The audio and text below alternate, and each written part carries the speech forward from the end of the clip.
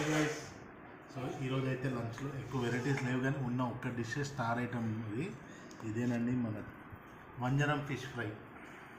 So ఈరోజు పొద్దున్న చేపల షాప్కి వెళ్తే వంజరం చిన్న చేపలు దొరికాయి. దాంతో పాటు రోటీ, వాటర్ ఉంది, ఆనియన్స్, నిమ్మకాయ. ఒక్క నిమ్మకాయ అలా పిండుకొని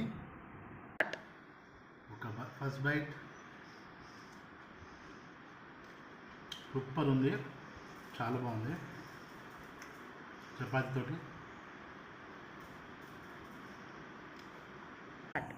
సో గైస్, నేనైతే ఈ లంచ్ ఎంజాయ్ చేస్తున్నా. మీరు ఈరోజు లంచ్లో ఏం తిన్నారో కమెంట్ చేయండి.